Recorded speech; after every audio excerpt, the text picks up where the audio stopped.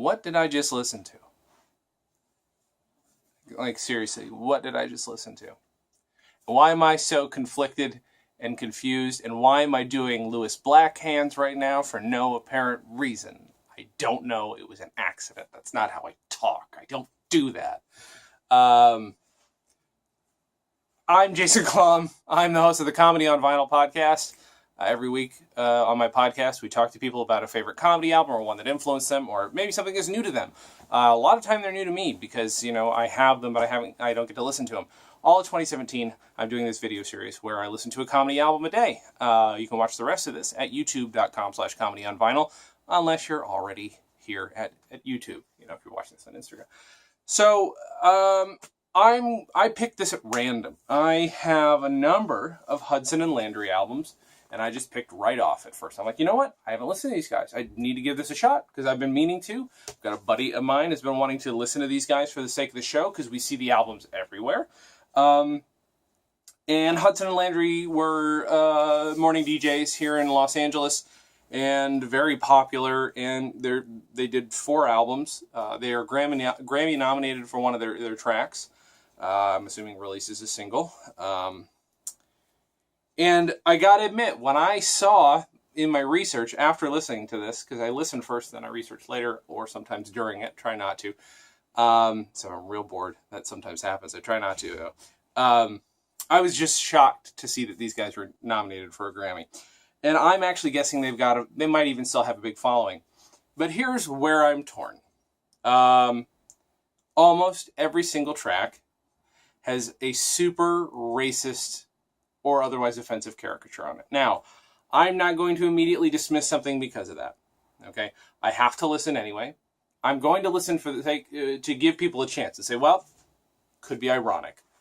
Could be from a different place, I never assume if you're a comedian that it's from a place of hate, but I do assume it's from a place of ignorance.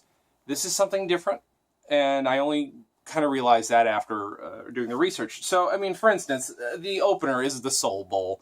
And it's, it's a sportscaster, basically Howard Cosell supposed to be interviewing the coach of a basketball team who is distinctly black, meaning it's a very caricatured voice. And all of the names of the players are very, very silly.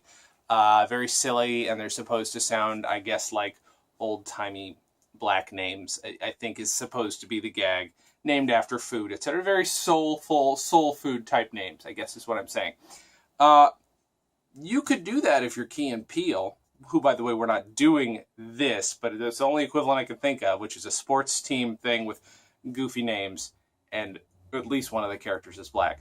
You can't really do that if you're 2 white guys. Now, at the time, I understand you could do it, but you have to understand that you have to look from this filter, this other perspective. So, not good. Well, it's also not that great of a sketch. None of these are very great sketches. Once or twice there might have been a funny joke, but I didn't laugh out loud once. I was like smiling like, oh, maybe we're about to... Nope. Next bit is Bruiser LaRue meets Count Dracula. Super feminine, homosexual stereotype man meets Dracula. If one of them had been gay... here's the thing. This actually might be the least offensive stereotype on it, if only because there's not a whole lot negative said about homosexuals in it, except for, of course, that they're, froofy and frilly and scared of things. So, yes, there is something offensive said. But, it could be worse, I guess, is the best I can say for it.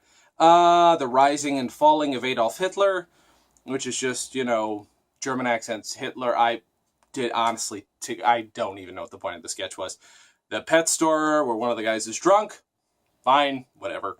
Charlie Chin, a parody of Charlie Chan. There's a second where, as you might be able to guess, knowing the kind of person I am, like, well, this is a parody of Charlie Chan, so really they're just making fun of the guy doing Charlie. Well, they're also just taking advantage of a chance to do a Chinese voice, which is something that's interesting to talk about. And I think it's one of those things that you got to be real careful you're not excusing away because you're white.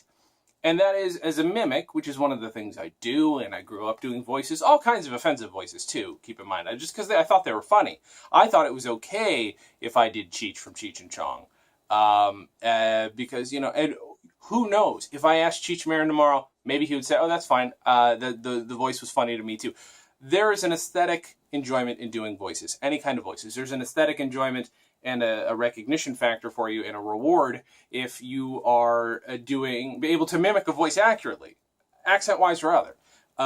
And there is the argument to be made that if you're doing a voice very accurately and you're not saying anything about any particular group of people, and you're not, again, the accuracy is a big thing. And then if you're not using any stereotypes, there's the argument to be made that it's okay, borderline okay, and it's hard to say. I have accepted it on a lot of, like, one of my favorite podcasts is Comedy Bang Bang.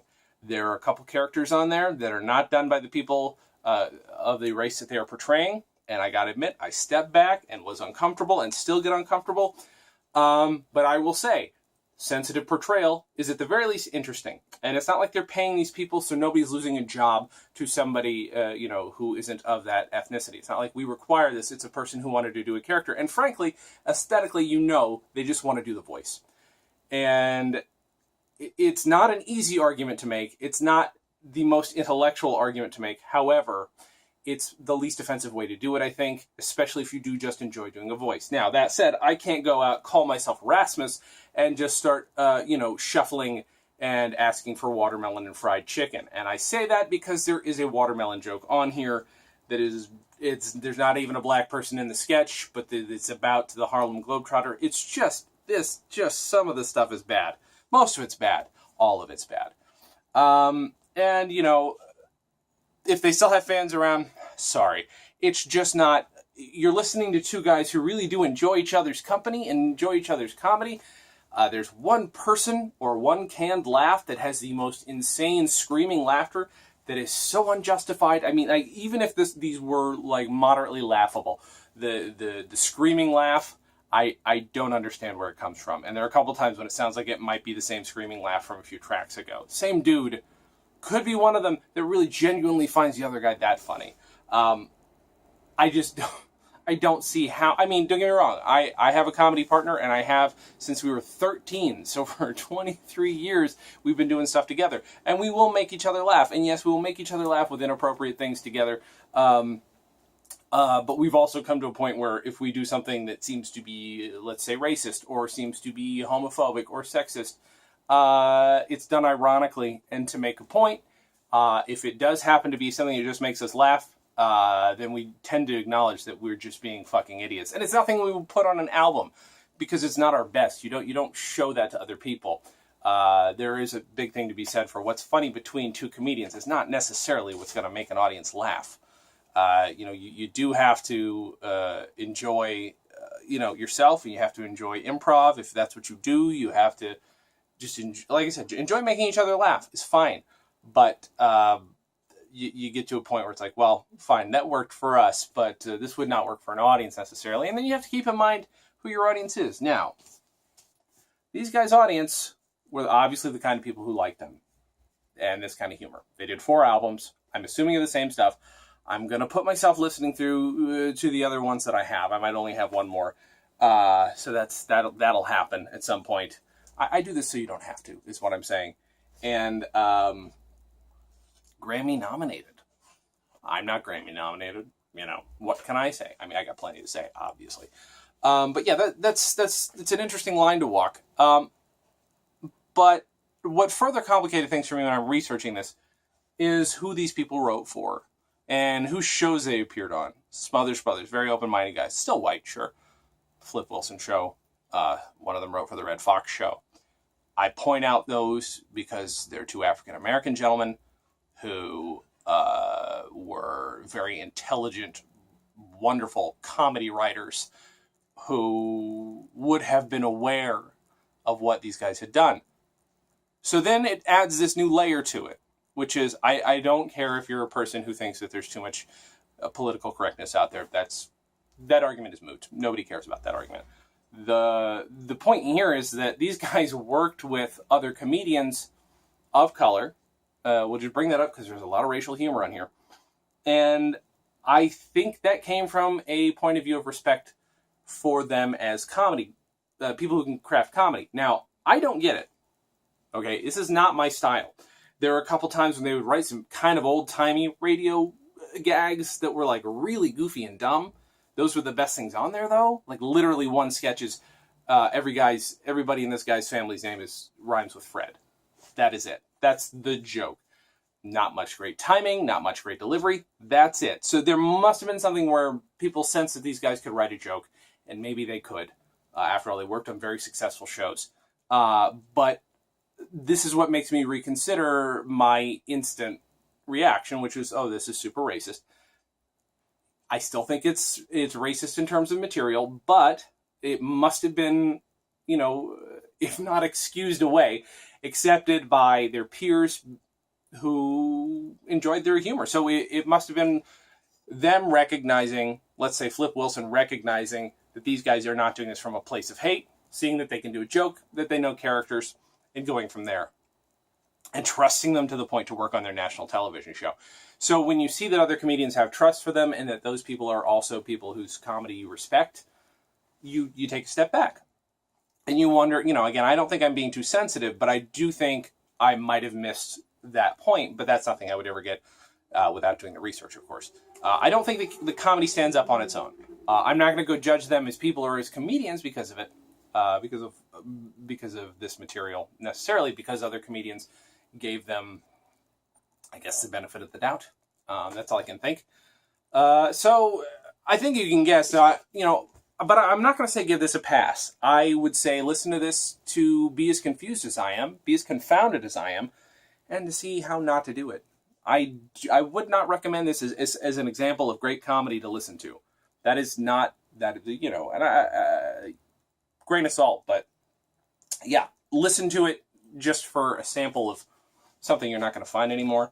I mean, and like I said, keep in mind, there are a lot of great podcasts nowadays that do things that are interesting, and I don't think, 100 years, people are going to be looking back on too many great episodes of many of the podcasts that exist, mine included. Pardon me, but I don't know the point I was about to make. I have been on a soapbox for 12 minutes about one very specific thing, but give it a listen, see what you think. I'm interested in your opinions, as long as they're framed in a nice way, and don't be an asshole about it. That's my thing. My fans don't do that. So if you're new to the show, I don't accept assholery. That's all I'm saying. That is it. Subscribe at Comedy on Vinyl, wherever you can. Follow us at Comedy on Vinyl. Subscribe on iTunes. Subscribe here on YouTube. Share this. Hashtag it Comedy Album a Day. I got a movie that came out, Lords of Soaptown. That's bit.ly/Soaptown DVD. Looking to get some kind of streaming for that very soon. Had a book, Postmortem, The Interwebs Explained, came out 2015. I've got another one coming up. Working on a Comedy on Vinyl book as well. That's about it. Hope you guys enjoyed this. And as always, have a good thing.